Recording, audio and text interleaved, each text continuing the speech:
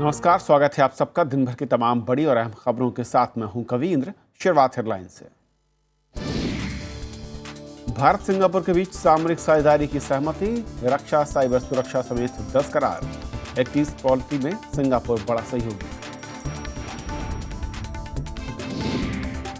संसद के शीतकालीन सत्र से पहले बुधवार को सर्वदलीय बैठक, जीएसटी और महंगाई समेत कई मुद्दों पर सरकार को घेरने की विपक्ष की तैयारी।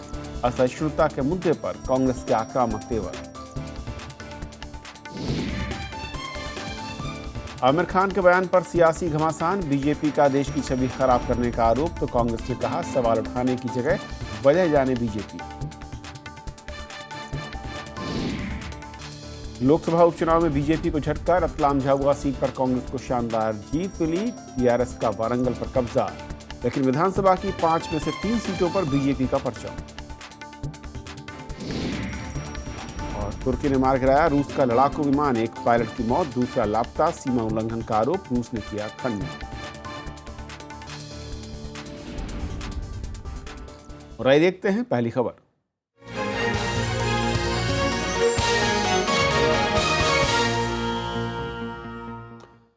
रिश्तों को नया आयाम देते हुए भारत और सिंगापुर अब सामरिक साझेदार बनेंगे और इसके लिए दोनों देशों के बीच रक्षा, साइबर सुरक्षा और नागरिक उड्डयन समेत 10 समझौते हुए। भारत के प्रधानमंत्री नरेंद्र मोदी और सिंगापुर के प्रधानमंत्री ली सुन लुंग की मौजूदगी में ये करार हुए। मोदी ने सिंगापुर को भारत में 20 स्मार्ट शहर विकसित करने के लिए न्योता दिया है। इसके अलावा भारत ने सिंगापुर से ब्रिटेन की तर्ज पर रूपी बॉन्ड को भी मान्यता देने की अपील की। भारत और सिंगापुर ने द्विपक्षीय संबंधों को रणनीतिक भागीदारी में तब्दील करने का फैसला किया है। सिंगापुर दौरे के दूसरे दिन प्रधानमंत्री नरेंद्र मोदी का पारंपरिक तरीके से स्वागत किया गया। नरेंद्र मोदी ने अपने समकक्ष ली सुन लुंग से मुलाकात की। इसके अलावा मोदी सिंगापुर के राष्ट्रपति टोनी तान केंग से भी मिले। दोनों पक्षों ने 10 समझौतों पर हस्ताक्षर किए, जिनमें रणनीतिक भागीदारी पर दोनों प्रधानमंत्रियों के बीच साझा घोषणा पत्र भी शामिल था। The political defense and security cooperation and economic and financial cooperation, which lists the scaling of trade and investment, speeding up of air and maritime connectivity and coastal development. दोनों देश राजनीतिक, रक्षा और सुरक्षा सहयोग से लेकर आर्थिक, सांस्कृतिक और जनता के बीच संपर्क जैसे क्षेत्रों में सहयोग बढ़ाने पर राजी हुए। सबसे खास रहा रक्षा सहयोग संधि। इसके तहत रक्षा मंत्रियों के स्तर पर वार्ता, सेनाओं के बीच साझा अभ्यास, रक्षा उद्योगों के बीच सहयोग किया जाएगा। दोनों देशों के बीच शहरी विकास और सांस्कृतिक आदान प्रदान को लेकर भी समझौते हुए। India came up for discussion, so therefore joint production was discussed. And to take this forward, we would be working in the context of the renewed and enhanced defense cooperation agreement that was signed today, and talking about possible areas of cooperation in terms of joint production. दोनों देशों के प्रधानमंत्री ने भारत के राष्ट्रपति भवन और Singapore के राष्ट्रपति आवास का स्मारक टिकट भी जारी किया। Bureau report, Rajya Sabha TV. प्रधानमंत्री नरेंद्र मोदी का मानना है कि भारत निवेश आकर्षित करने के लिहाज से बड़ा केंद्र बन चुका है। सिंगापुर के कारोबारियों को संबोधित करते हुए उन्होंने कहा कि दुनिया का भारत के प्रति नजरिया बदला है। उन्होंने सिंगापुर के कारोबारियों को भारत में बड़े पैमाने पर निवेश का न्योता दिया, साथ ही कर समेत आर्थिक सुधार के एजेंडे को आगे बढ़ाने का भरोसा भी जताया। सिंगापुर दौरे के आखिरी दिन प्रधानमंत्री नरेंद्र मोदी ने निवेशकों को भारत में बड़े पैमाने पर निवेश करने का न्योता दिया। प्रधानमंत्री ने सिंगापुर के जाने माने 15 निवेशकों से मुलाकात की। इससे पहले नरेंद्र मोदी ने भारत सिंगापुर इकोनॉमिक कन्वेंशन को संबोधित किया। उन्होंने भारत की एक्ट ईस्ट पॉलिसी के लिए सिंगापुर को महत्वपूर्ण साझेदार बताया। We regard Singapore as an essential ally in the implementation of our Look and Act East policy. I'm fully aware of the important role Singapore has played in the implementation of this policy. I look forward to working with Singapore in a bigger way. प्रधानमंत्री ने कहा कि भारत दुनिया में निवेश का बड़ा केंद्र बन चुका है। एनडीए सरकार की ओर से उठाए गए कदमों का जिक्र करते हुए उन्होंने कहा कि दोनों देशों के बीच आर्थिक सहयोग भविष्य की उम्मीद है। इस मौके पर उन्होंने निवेशकों को पारदर्शी कर व्यवस्था देने का भी भरोसा जताया। Such a huge potential for creation of infrastructure and production of goods will not be available in any other country. More importantly, no one place on earth can offer the customer base on such a massive scale. प्रधानमंत्री का मानना है कि भारत आर्थिक बदलाव की ओर बढ़ते हुए दुनिया की सबसे खुली अर्थव्यवस्था बन गया है। प्रधानमंत्री ने सिंगापुर की कंपनियों को भारत की सरकारी कंपनियों की विनिवेश प्रक्रिया में शामिल होने को कहा। उन्होंने 2016 से जीएसटी के लागू होने की भी उम्मीद जताई। Bureau report, Rajya Sabha TV. प्रधानमंत्री नरेंद्र मोदी ने दौरे के आखिरी पड़ाव में सिंगापुर एक्सपो में भारतीय समुदाय को संबोधित किया। इस मौके पर उन्होंने कहा कि विदेशों में बसे भारतीयों की वजह से भारत पर दुनिया का भरोसा बढ़ा है। उन्होंने स्वच्छता अभियान का जिक्र करते हुए कहा कि भारत को सिंगापुर से सीख लेनी चाहिए। प्रधानमंत्री ने सिंगापुर के विकास में भारतीय समुदाय के लोगों के महत्वपूर्ण योगदान की सराहना भी की। जिस धरती पर पहुंचे, जान पहचान थी या नहीं थी, हालात अनुकूल थे या प्रतिकूल थे, आपने उस धरती को अपना बना लिया। आपने उस देश के लोगों के साथ आप ऐसे मिल गए जैसे दूध में शक्कर मिल जाए। प्रधानमंत्री का सिंगापुर दौरे पर और बातचीत करेंगे हमारे साथ पूर्व राजदूत राजीव डोगरा साहब हैं। राजीव जी, बहुत बहुत स्वागत है। सबसे पहले तो मैं समझना चाहूँगा, जो प्रधानमंत्री ने कहा कि भारत इस वक्त निवेश के लिहाज से या फिर निवेश के जो निवेशक उनको अट्रैक्ट करने के लिहाज से इस वक्त टॉप नंबर पर आता है, कितना आपको सही लग रहा है? और जो एटमॉस्फेयर है उस लिहाज से अगर देखा जाए तो देखिए, आज ही कुछ रिपोर्ट्स आई थी पश्चिमी बैंकों की कि अमेरिका जो अपना शायद इंटरेस्ट रेट बढ़ाए तो उससे उथल पुथल हो सकती है इकोनॉमीज में और इन्वेस्टमेंट में। तो उन्होंने कहा कि भारत इमर्जिंग मार्केट्स में एक स्टेबिलिटी का चिन्ह है इस सिनारियो में। तो जो प्रधानमंत्री कह रहे हैं उसकी एको दूसरी तरफ भी हो रही है, दूसरे देश भी कर रहे हैं कि भारत में स्टेबिलिटी है। दूसरी तरफ से अगर देखा जाए तो 2008 से जो विश्व में प्रॉब्लम्स हुई हैं उसमें स्टेबल इकोनॉमीज में एक नंबर जो है भारत का जरूर आएगा। और सिंगापुर के कॉन्टेक्स्ट में अगर बात की जाए, क्योंकि सिंगापुर में ये बयान दिया प्रधानमंत्री ने, तो सिंगापुर जो है दूसरे नंबर पे है जो यहाँ पे एफडीआई लगा रहा है। और ट्रेड में भी आसियान में सिंगापुर का नंबर बहुत आगे आता है। तो सिंगापुर भारत के जो ट्रेड रिलेशंस हैं काफ़ी बैलेंस्ड हैं। मलेशिया का अगर मिसाल दी जाए तो मलेशिया में हम सिर्फ $4 बिलियन एक्सपोर्ट करते हैं और मलेशिया हमें $11 बिलियन करता है, जबकि सिंगापुर के साथ नियरली बैलेंस्ड है।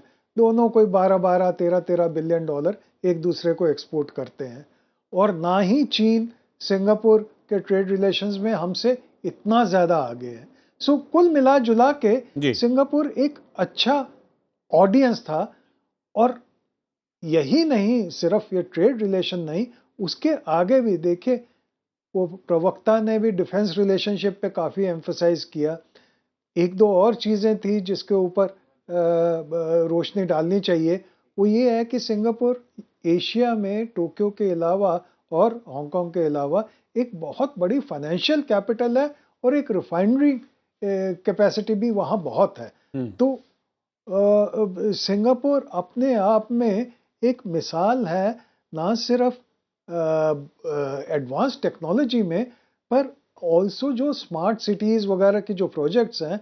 Singapore is one of the smartest cities in the world. जी, मैं इसी पॉइंट पर आना चाह रहा था कि जो तमाम करार हुए हैं राजीव जी, उनके साथ स्मार्ट सिटी को डेवलप करने के लिए सिंगापुर को सीधे न्योता देना। और दूसरा एक अहम जो बात रही है, जो रूपी बॉन्ड है उसको मैं कहूँ कि एक मान्यता देने के लिए बात, एक अपील है भारत की ओर से। कैसे देखते हैं आपको? और इस लिहाज से यानी कि स्मार्ट सिटीज़ के लिहाज से दुनिया में टॉप नंबर पर सिंगापुर आता है। वहाँ से अगर हमारे देश में टेक्निक आती है, वहाँ से लोग अगर आते हैं तो शायद एक नई तस्वीर उभरेगी। बिल्कुल आप ठीक कह रहे हैं कि अगर सबसे एडवांस्ड स्मार्ट सिटी टेक्नोलॉजीज में अगर कोई नंबर आता है तो सिंगापुर का आता है, तो वहाँ से टेक्नोलॉजी आएगी, वहाँ से तरीके आएंगे, तो नेचुरली फ़ायदा होगा और जल्दी अडेप्ट भी होंगे, क्योंकि वो एशियन तौर तरीके हैं। और ये भी हमको ध्यान में रखना चाहिए कि सिंगापुर एक multi cultural, multi ethnic, multi racial society का खास नमूना है, क्योंकि वहाँ कोई रॉयट्स नहीं होते, वहाँ सब मिलजुल के रहते हैं। तो एक भारत की इन ए वे छोटे पैमाने पे मिरर इमेज है इस मल्टी कल्चरल, मल्टी एथनिक रूप में। तो चीज़ें तो कई हैं जिसमें हमारी सिमिलैरिटी है। और एक और चीज़ आपके दर्शकों को शायद अच्छी लगे कि दूसरे विश्व युद्ध के बाद और काफ़ी देर तक 60s तक सिंगापुर एक ऐसी जगह थी जहां कोई जाने से डरता था, क्योंकि वो स्वॉम्प्स थे और वहां पे हर टाइप के मलेरिया वगैरह की बीमारियां होती थी। और वहां से कहां पहुंचा दिया सिंगापुर को इनकी लीडरशिप ने। तो कई एग्जांपल्स हैं जो हम एक दूसरे को एक्सचेंज कर सकते हैं और फॉलो कर सकते हैं और बेनिफिट कर सकते हैं। और डिफेंस तो के लिहाज से और जो साइबर दूसरा दौरा सिक्योरिटी है प्रधानमंत्री का, जी, अब मैं सर एक इस पॉइंट पर भी चाह रहा था कि आपकी राय कि डिफेंस को लेकर जो एक साझेदारी की बात हो रही है और सिक्योरिटी को लेकर, चाहे वो साइबर सिक्योरिटी हो या फिर इंटरनल सिक्योरिटी को लेकर, ये भी एक इस जिस तरीके का मैं कहूँ कि एटमॉस्फेयर इस वक्त वर्ल्ड में देख रहा है, उस लिहाज से बहुत क्रूशियल लगता है ये। देखिए by and large South East Asia security के हिसाब से थोड़ा फॉर्चुनेट रहा है। फिलीपींस और इंडोनेशिया में कुछ किस्से हुए हैं, पर सिंगापुर में अभी तक कोई ऐसा किस्सा नहीं हुआ टेररिज्म का और इस टाइप का। तो ये एक प्रूफ है कि सिंगापुर की जो पॉलिसीज हैं वो सक्सेसफुल रही हैं, साइबर सिक्योरिटी चाहे कहें या एंटी टेरर फ्रंट पे कहें। और सिंगापुर को कोई ऐसी डिफेंस इंडस्ट्री की ज़रूरत नहीं है, क्योंकि किसी के साथ उसका मतभेद नहीं है। पर फिर भी डिफेंस इंडस्ट्री में सिंगापुर कुछ चीज़ों में स्पेशलाइज करता है। तो ये नेचुरल है, अगर वो टेक्नोलॉजी देने को तैयार है, जॉइंट मैन्युफैक्चर के लिए तैयार है और साइबर और एंटी टेरर सिक्योरिटी में अपनी एक्सपर्टीज शेयर कर सकता है, तो किसी से भी हमको लेने में क्या इनकार हो सकता है। और अगर इसमें हमारा फायदा है तो जितनी जगह से मिले उतना ही अच्छा है। राजीव डॉक्टर साहब, बहुत बहुत शुक्रिया वक्त देने के लिए, इस पूरे मसले पर हमसे बातचीत करने के लिए। ये थी हमारी पहली खबर। छोटा सा ब्रेक, और ब्रेक के उस पार दिन भर की दूसरी बड़ी खबरें।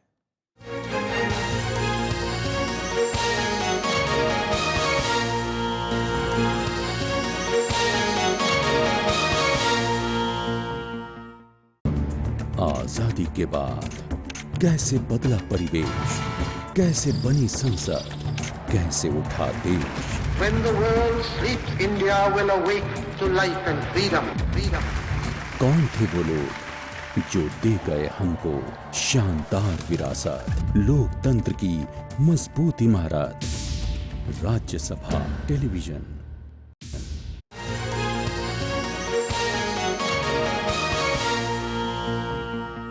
लोकसभा की 2 और विधानसभा की 5 सीटों पर हुए उपचुनाव के नतीजे आ गए हैं। मध्य प्रदेश की रतलाम झाबुआ लोकसभा सीट पर कांग्रेस ने जीत हासिल की है। इस सीट पर पहले बीजेपी का कब्जा था।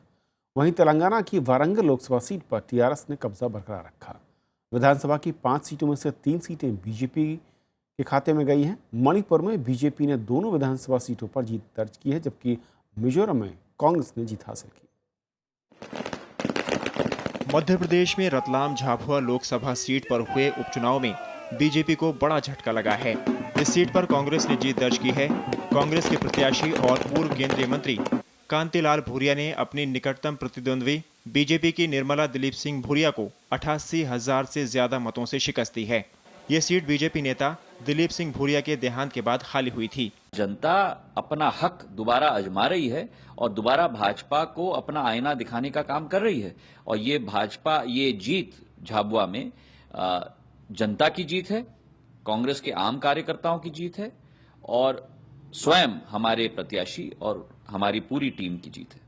अभी हम चुनाव में जीत का संकल्प लेके उतरे थे, लेकिन इस उपचुनाव में वहां के आदिवासी मतदाताओं तक, फलिए फलिए तक हम ये बात पहुंचाने में सफल नहीं हुए और विकास के काम वहां तक पहुंचाने में, उनका विश्वास जीतने में हमारी रणनीतिगत कुछ कमी रह गई। वहीं तेलंगाना की वारंगल सीट पर टीआरएस ने कब्जा बरकरार रखा है। यहां टीआरएस प्रत्याशी दयाकर पसनूरी ने कांग्रेस के सर्वे सत्यनारायण को 4.5 लाख से ज्यादा मतों से शिकस्त दी है। विधानसभा की 5 सीटों पर हुए उपचुनाव में बीजेपी ने 3 सीटों पर कब्जा किया है। मध्य प्रदेश की देवास विधानसभा सीट पर बीजेपी की गायत्री राजे ने कांग्रेस के जयप्रकाश शास्त्री को 30,000 वोटों से हराया। वहीं मणिपुर विधानसभा की 2 सीटों थोंगजू और थांगमीबांध पर बीजेपी खाता खोलने में कामयाब रही। थांगमीबांध सीट पर बीजेपी के जॉय किशन सिंह ने कांग्रेस प्रत्याशी ज्योतिन वाइखोम को मात दी। वहीं थोंगजू सीट पर बीजेपी के विजित सिंह ने कांग्रेस के विजय कोईजाम को पराजित किया। इन सीटों पर पहले कांग्रेस का कब्जा था। वहीं मिजोरम में कांग्रेस नेता ललथन जारा ने एजल उत्तर विधानसभा सीट के उपचुनाव में शानदार जीत दर्ज की है। मुख्यमंत्री ललथन हवला के छोटे भाई ललथन जारा ने अपने प्रतिद्वंद्वी मिजो नेशनल फ्रंट के उम्मीदवार वानलाल वेना को मात दी। वहीं मेघालय की नोनगस्तान विधानसभा सीट पर मुख्य विपक्षी दल हिल स्टेट डेमोक्रेसी पार्टी ने कब्जा बरकरार रखा है। Bureau report, Rajya Sabha TV. संसद का शीतकालीन सत्र गुरुवार से शुरू हो रहा है और ऐसे में कांग्रेस समेत विपक्ष अपनी रणनीति को अंतिम रूप देने में जुटा है। मुख्य विपक्षी पार्टी कांग्रेस असहिष्णुता समेत कई मसलों पर सरकार को घेरने की तैयारी में है। आर्थिक सुधारों से जुड़े जीएसटी संविधान संशोधन विधेयक पर भी कांग्रेस के रुख में कोई बदलाव नहीं दिख रहा। शीतकालीन सत्र के सुचारू संचालन के लिए सरकार ने बुधवार को सर्वदलीय बैठक बुलाई है। गुरुवार से शुरू हो रहे शीतकालीन सत्र में सरकार के लिए राह आसान नहीं होगी। बिहार विधानसभा चुनाव के नतीजों से उत्साहित विपक्ष मुखर नजर आ रहा है। मुख्य विपक्षी दल कांग्रेस कई मसलों पर सरकार को घेरने की जुगत में है। इनमें असहिष्णुता का मुद्दा सर्वोपरि है। ऑलरेडी हम नोटिस दे दिए हैं और इंटॉलरेंस के बारे में डिस्कशन करने के बारे में, और वो रूल 193 के तहत शायद एडमिट हो जाएगा और हम उसके ऊपर चर्चा करेंगे। और दूसरे पार्टी के लोग भी ये चाहते हैं कि इसके ऊपर बहस हो। कांग्रेस किसानों से जुड़े मुद्दों के अलावा बढ़ती महंगाई को लेकर भी सरकार पर हमले की तैयारी में है। आर्थिक सुधार से जुड़े जीएसटी के मसले पर भी सरकार की राह आसान नहीं होगी। हर विषय पे बात करनी पड़ेगी, ये हम स्पष्ट कर देना चाहते हैं। संसद कोई रबड़ की मोहर नहीं है कि सरकार बिल लाए और विपक्ष उस पर मोहर लगाए। 5 साल तक बीजेपी ने विरोध किया, इंश्योरेंस बिल का विरोध किया, बांग्लादेश के साथ लैंड बाउंड्री एग्रीमेंट का विरोध किया। वो सही माने में दलगत राजनीति थी। शीतकालीन सत्र के सुचारू संचालन के लिए सरकार ने बुधवार को सर्वदलीय बैठक बुलाई है। सुषमा स्वराज, वसुंधरा राजे और व्यापम जैसे मसलों पर सरकार और विपक्ष की तनातनी से मॉनसून सत्र की कार्यवाही में खासा अवरोध देखा गया था। विशाल दहिया, राज्यसभा टीवी। अभिनेता आमिर खान के बयान से राजनीतिक गलियारों में हलचल शुरू हो चुकी है। बीजेपी और कांग्रेस दोनों ही इस पर प्रतिक्रिया दे रहे हैं। बीजेपी जहां बयान की निंदा कर रही है, वहीं कांग्रेस आमिर खान के साथ खड़ी है। उधर मुंबई में आमिर खान के घर की सुरक्षा बढ़ा दी गई है। असहिष्णुता पर आमिर खान के बयान के बाद राजनीतिक पार्टियां कड़ी प्रतिक्रिया दे रही हैं। केंद्र सरकार ने आमिर खान के बयान की निंदा की है। To just make a blatant statement that during NDA rule under the Prime Ministership of Narendra Modi, the country has become intolerant. This is not a proper kind of putting forward the issues before the country. It unnecessarily tarnishes the image of the country. उधर कांग्रेस आमिर खान के साथ खड़ी है। कांग्रेस उपाध्यक्ष राहुल गांधी ने tweet किया कि सरकार को इस बात पर गंभीरता से सोचना चाहिए। कांग्रेस नेताओं का कहना है कि सरकार को इसके पीछे की वजहों का पता लगाना चाहिए। अगर कोई आदमी अपना ओपिनियन एक्सप्रेस करता है कि जब उसको इनसिक्योरिटी महसूस होती है, तो वो जब कहता है तो उसके पीछे क्या राज है, क्यों ऐसा कह रहा है, ये इसके लिए वो इन्वेस्टिगेट करना चाहिए, इसके बारे में वो सोचना चाहिए, बजाय तुम ऐसी बात किए तुम गांव के बाहर जाइए या दुनिया छोड़ के जाइए। हालांकि बॉलीवुड आमिर खान के समर्थन में नहीं है। बॉलीवुड का कहना है कि आमिर खान का बयान गैर जिम्मेदाराना है। India I think is the most tolerant country. अगर जो आपकी जो इंसिडेंट्स आप मेजर करें तो I think is almost like zero what's happening. So I think उतना स्टेबिलिटी होने के बाद भी अगर कोई किसी ने कहा कि हम इंडिया छोड़ के बाहर जाना चाहिए, so I feel it sends a very wrong signal and a wrong image about India. Aamir Khan ने एक सम्मान समारोह में कहा था कि देश के माहौल को देखते हुए उनकी पत्नी ने देश छोड़ने की बात कही थी। उनके बयान को लेकर हो रहे विरोध को देखते हुए मुंबई में आमिर खान के घर की सुरक्षा बढ़ा दी गई है। Bureau report, Rajya Sabha TV. OROP मसले पर आज पूर्व सैनिकों ने वित्त मंत्री अरुण जेटली से मुलाकात की और मुलाकात के दौरान नोटिफिकेशन पर बात हुई। पूर्व सैनिकों ने उन शर्तों पर चर्चा की जिन्हें वो सरकार की नोटिफिकेशन में शामिल कराना चाहते हैं। मुलाकात के बाद पूर्व सैनिकों ने कहा कि वित्त मंत्री से मुलाकात के बाद वो काफ़ी संतुष्ट हैं। नोटिफिकेशन के अंदर जो मुद्दे हमने दिए हैं 6-7 मुद्दे, तो वो सरकार अपने लेवल पे ही क्यों नहीं इसको सॉल्व कर देती हैं। और हमें जान के मतलब ये अच्छा लगा जब उन्होंने बोला कि ठीक है, मैं इसके ऊपर अब पूरा डिटेल में विस्तार से इसको चेक करते हैं, देखेंगे। और पॉजिटिव एटीट्यूड हमें लगा, तो इसीलिए जो आज हम पूरा डेलीगेशन मीटिंग करने गया था, हमें इस बात की खुशी है। बीजेपी विधायक ओपी शर्मा को विधानसभा सत्र से 2 दिन के लिए निलंबित कर दिया गया है। ओपी शर्मा पर आम आदमी पार्टी की विधायक अलका लांबा पर आपत्तिजनक टिप्पणी करने का आरोप है। आज सत्र के दौरान दोनों नेताओं में रैन बसेरा मामले पर तीखी नोकझोंक हुई। उधर बीजेपी का आरोप है कि अलका लांबा ने ओपी शर्मा पर टिप्पणी की, जिसके बाद दोनों में बहस हुई। आम आदमी पार्टी ओपी शर्मा पर कार्रवाई से संतुष्ट नहीं है। पार्टी का कहना है कि शर्मा अपने बर्ताव के लिए सदन से माफी मांगना होगा और इस पूरे मामले को अनुशासन समिति को भेजा जाना चाहिए।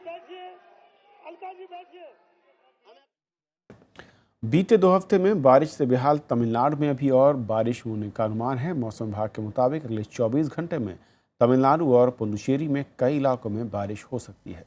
कुछ जगहों पर भारी बारिश की भी आशंका है। इस बीच चेन्नई में सोमवार रात भर भारी बारिश हुई, जिसके चलते निचले इलाकों में पानी जमा हो गया। रेल पुलों के नीचे भी पानी जमा हो चुका है।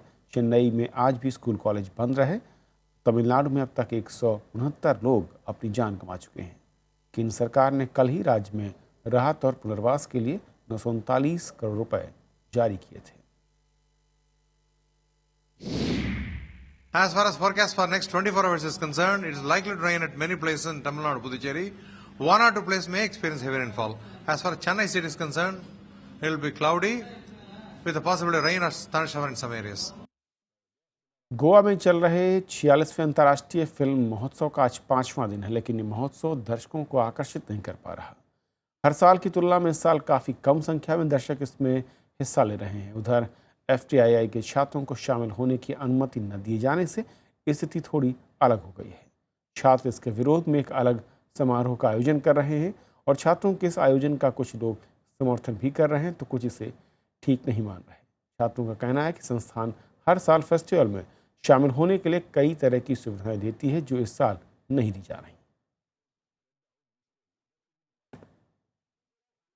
और गोवा से इस वक्त हमारे सहयोगी संवाददाता मोहम्मद इरफान जुड़ रहे हैं ताज़ा अपडेट के साथ। मोहम्मद इरफान साहब, आप लगातार इसे कवर करते रहे हैं कई पिछले वर्षों से, किस तरीके से इस बार ये फ़र्क दिख रहा है? और जो कहते हैं कि इस बार वो मज़ा नहीं है, वो रौनक नहीं दिख रही है, इसके पीछे आप क्या कारण देखते हैं?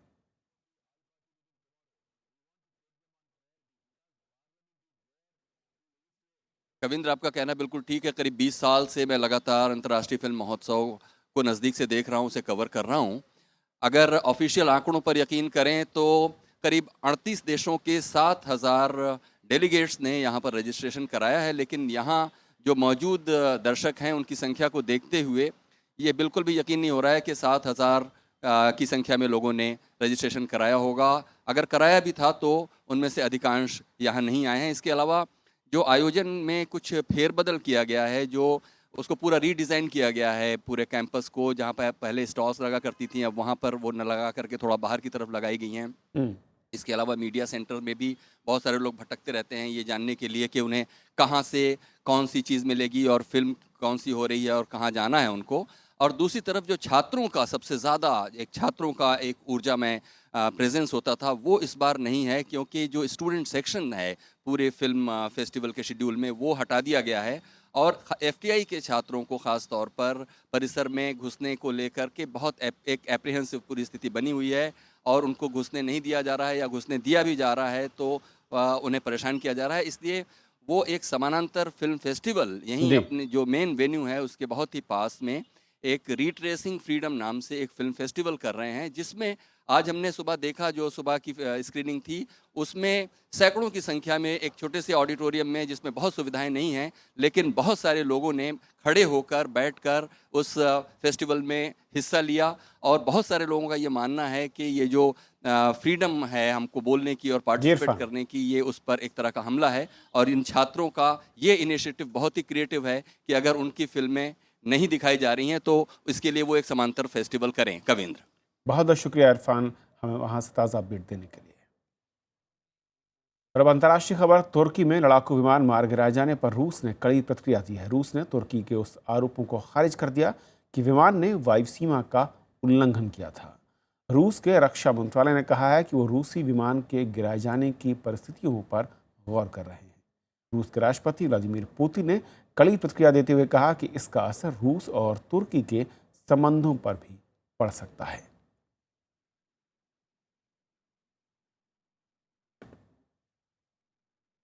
तो खबरों के आज के सफर बस इतना ही, लेकिन जाते आते छोड़ जाते हैं देश और दुनिया की कुछ और बड़ी खबरों के साथ। नमस्कार।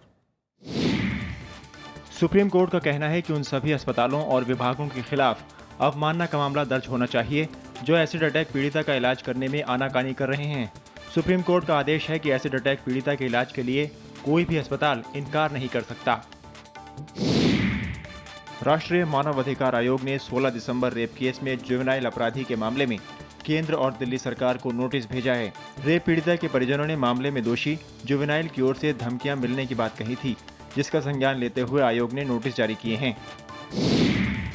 कांग्रेस उपाध्यक्ष राहुल गांधी के खिलाफ दोहरी नागरिकता के आरोप के मामले की जल्द सुनवाई से सुप्रीम कोर्ट ने इनकार कर दिया है।